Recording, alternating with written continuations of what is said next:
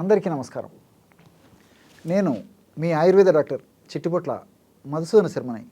మనం ఈ వీడియోలో మోషన్ ఫ్రీగా అయ్యేందుకు ఎండు ద్రాక్ష వైద్యం అనేటువంటి ఆసక్తిదాయకమైనటువంటి అంశాన్ని గురించి తెలుసుకోబోతున్నాం.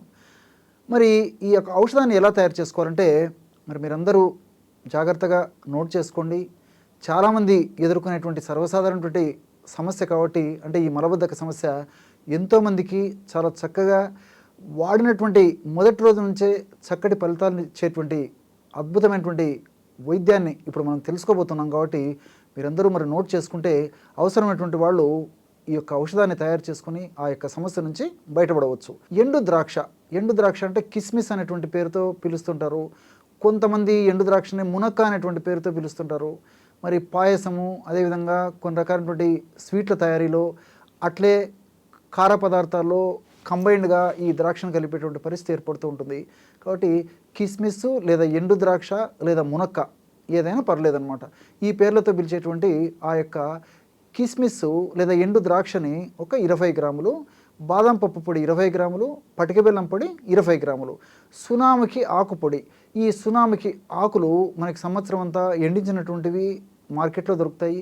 అవి తెచ్చుకొని ఈజీగా చూర్ణం తయారు చేసుకొని కలుపుకోవడం వల్ల చాలా త్వరగా ఫలితాలు కలుగుతాయి. లేదంటే ప్రామాణిక కంపెనీ వాళ్ళు తయారు చేసేటువంటి సునామికి చూర్ణం కూడా మనకు మార్కెట్లో దొరుకుతుంది. కాబట్టి మరి ఫ్రెష్గా తాజాగా తయారు చేసినటువంటి అలాంటి చూర్ణం మనకు దొరికేట్లయితే అదేనా తెచ్చుకొని వాడుకోండి. లేకపోతే మనమే తెచ్చుకొని కూడా చాలా సులువుగా పౌడర్ తయారు చేసుకోవచ్చు. మిక్సీలో వేసేస్తే చాలా త్వరగా పౌడర్ అయిపోతుంది అనమాట. ఈ సునామికి ఆకు పొడి ఒక 60 గ్రాములు. ఈ 4 పదార్థాలు అంటే మొట్టమొదట ఎండు ద్రాక్షను నలగొట్టేసేసి అందులో క్రమక్రమంగా మిగతా పదార్థాలన్నింటినీ ఒక్కొక్కటి బాగా వేసేసి మెత్తగా దంచేసేయాలి. రోలు ఇలాంటివి ఏదైనా నుండి మీకు అనుకూలంగా ఉంటే అటువంటివి వాడుకోండి. లేకపోతే అంతా కలిపి మిక్సీలో వేసేసినా సరిపోతుంది అనమాట. ఈ యొక్క పదార్థం అంతా బాగా కలిసిపోయిన తర్వాత ఒక గాజు సీసాలో నిలువ ఉంచుకొని రోజు రాత్రిపూట ఒక చెంచా అంటే ఒక టీ స్పూన్ అంటే ఇంచుమించు ఒక 5 గ్రాములు ఈ యొక్క ఔషధాన్ని చప్పరించేసేసి మింగేసి ఒక 50 ml లేదా 100 మిల్లీలీటర్లు గోరువెచ్చని నీళ్లు కానీ, కాచి చల్లార్చిన నీళ్లు కానీ, గది ఉష్ణోగ్రత వద్ద ఉన్నటువంటి నీళ్లు అంటే పూర్తి ice water, cold water, fridge water ఇలాంటివి కాకుండా మామూలు నీళ్లు కానీ సేవిస్తే సరిపోతుంది అనమాట. ఈ విధంగా సేవించడం వల్ల నేను ఇంతకుముందు చెప్పినట్లు తీసుకున్నటువంటి వెంటనే ఇందులో ఉన్నటువంటి ఔషధ గుణాలన్నీ కూడా దేహంలో ఆ యొక్క ప్రభావాన్ని చూపించి, ముఖ్యంగా జీర్ణ వ్యవస్థ మీద వాటి యొక్క ప్రభావాన్ని చూపించి మరుసటి రోజు నుంచే సాఫీగా, ఫ్రీగా, ముక్కకుండా, బలవంతంగా వచ్చేటువంటి మోషన్ వచ్చేటువంటి పరిస్థితి లేకుండా కాల విరేచనం చాలా స్మూత్గా, ఫ్రీగా అయ్యేటువంటి పరిస్థితి ఏర్పడుతుంది అనమాట. ఈ యొక్క ఔషధాన్ని మరి సమస్య మరీ ఎక్కువగా తీవ్రంగా ఉంటే నేను చెప్పినట్లు 5 గ్రాముల వరకు వాడుకోవచ్చు. సమస్య కొద్దిగా ఉంటే ఇందులో అర ప్రమాణం అంటే హాఫ్ డోస్ వాడినా సరిపోతుంది. అంటే 2.5 గ్రామ్స్ నుంచి 3 గ్రామ్స్ వరకు వాడుకున్నా సరిపోతుంది. లేకపోతే సమస్య ఎక్కువగా ఉంటే కొత్తలో కొన్నాళ్ల పాటు రోజు 5 గ్రాములు ఒక టీ స్పూన్ వాడుకొని, అంటే ఒక చిన్న చెంచా వాడుకొని, తర్వాత సమస్య కొంచెం తగ్గిన తర్వాత హాఫ్ టీ స్పూన్ వాడుకున్నా సరిపోతుంది. కాబట్టి మీ శరీర తత్వాన్ని బట్టి, మీకు అవసరాన్ని బట్టి, మరి ఇతర అనుబంధ లక్ష్యాలను బట్టి మీరు డోసు నిర్ణయించుకొని వాడుకుంటే సరిపోతుంది. చిన్న పిల్లలకు కూడా ఈ యొక్క ఔషధాన్ని ఒక కందిగింజ ప్రమాణం మొదలుపెట్టుకొని, మరీ చిన్న పిల్లలు అయితే కందిగింజ ప్రమాణం మొదలుపెట్టుకొని వయస్సును అనుసరించి క్రమంగా శనగ్గింజ ప్రమాణము ఈ విధంగా కొద్దిగా పెంచుకుంటూ వాడుకుంటే సరిపోతుంది అనమాట. మరి 5 సంవత్సరాలు 6 సంవత్సరాలు దాటినటువంటి పిల్లలు అయితే 1 గ్రామ్ వరకు కూడా వాడుకోవచ్చు. ఈ విధంగా వయస్సును బట్టి, శరీర ప్రకృతిని బట్టి, ఇతర అనుబంధ లక్షణాలను బట్టి డోసును నిర్ణయించుకుని వాడుకుంటే సరిపోతుంది.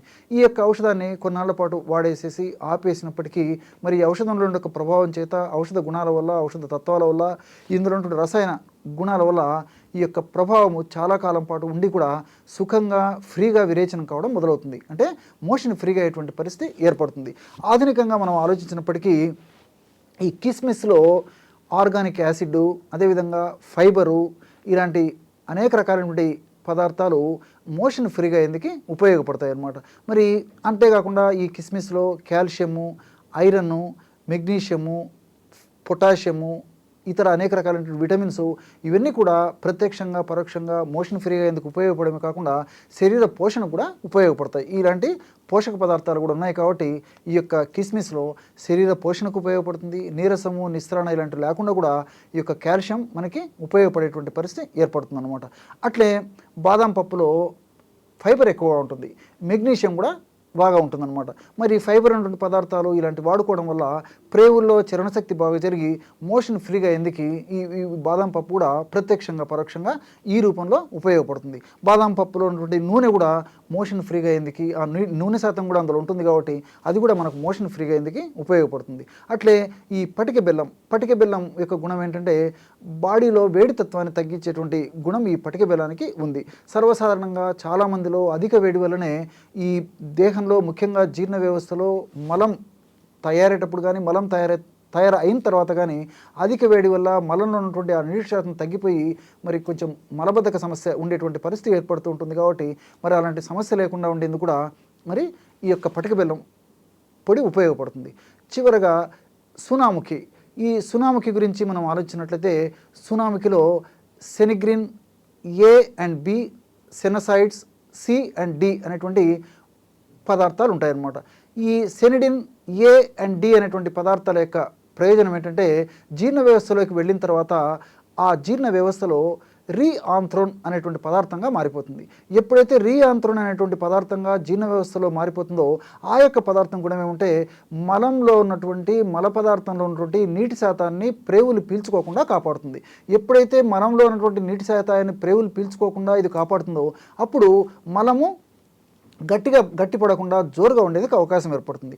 అదేవిధంగా ఈ సెనసైడ్స్ సి అండ్ డి అనేటువంటి యొక్క పదార్థాల గుణం ఏంటంటే ఈ పెద్ద ప్రేవుల్లో లోపలి భాగంలో మ్యూకస్ పొర నుంచి మ్యూకస్ బాగా ఉత్పత్తి అయ్యేందుకు అంటే జిగురు పదార్థం బాగా ఉత్పత్తి అయ్యేందుకు సహకరిస్తాయి అన్నమాట. ఇవి ఎప్పుడైతే మ్యూకస్ పొర నుంచి మ్యూకస్ గ్లాండ్స్ నుంచి జిగురు పదార్థం బాగా ఉత్పత్తి అయిందో అప్పుడు ప్రేవుల గోడలకు మల పదార్థం అంటుకోకుండా ఉండేందుకు, అదేవిధంగా మలం చాలా సులువుగా ప్రేవుల కదలిక వల్ల బయటకు వచ్చేందుకు ఉపయోగపడుతుంది. ఈ విధంగా శాస్త్రీయంగా మనం ఆలోచించినప్పటికీ రకరకాలుగా ఇందులో రసాయన పదార్థాలు ఉపయోగపడతాయి. కాబట్టి ఈ 4 పదార్థాలు కలిపి మనం ఔషధంగా తయారు చేసుకున్నాం కాబట్టి ఫలితం మరింత శీఘ్రంగా సమర్థవంతంగా అద్భుతంగా ఉండేందుకు అవకాశం ఏర్పడుతుంది. వీటితో పాటు మరి వేడికి ఆహారం తీసుకుంటుండాలి. ఫైబర్ ఫుడ్ ఎక్కువగా తీసుకోవాలి. అంటే ఆకుకూరలు, కూరగాయలు, పళ్ళు, ఇలాంటి డ్రై నట్స్, డ్రై ఫ్రూట్స్ ఇలాంటివన్నీ కూడా బాగా తీసుకోవడం వల్ల వీటిలన్నింటిలో కూడా ఫైబర్ ఎక్కువ శాతంలో ఉంటుంది. అదేవిధంగా పోషకాంశాలు కూడా ఎక్కువగా ఉంటాయి. కాబట్టి మరి ప్రేవుల చలనం బాగా జరుగుతుంది. మోషన్ ఫ్రీ అయ్యేందుకు చాలా చక్కగా ఉపయోగపడుతుంది. ద్రవ పదార్థాలు బాగా తీసుకుంటూ ఉండాలి.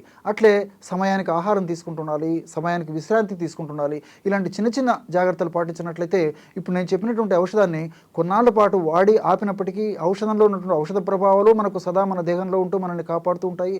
అంతేకాకుండా మనం తీసుకునేటువంటి జాగ్రత్తలు కూడా సదా మనకి ఇబ్బంది లేకుండా మోషన్ ఫ్రీ అయ్యేందుకు సహకరిస్తూ ఉంటాయి. చూశారు కదా ఎటువంటి సులువైనటువంటి ఔషధ యోగాన్ని మోషన్ ఫ్రీగా అయ్యేందుకు ఈ ఎండు ద్రాక్షతో తయారు చేసుకుని మనం ఆ యొక్క సమస్య నుంచి బయటపడవచ్చు. మీరు ఈ వీడియోలో తెలుసుకున్నారు కదా.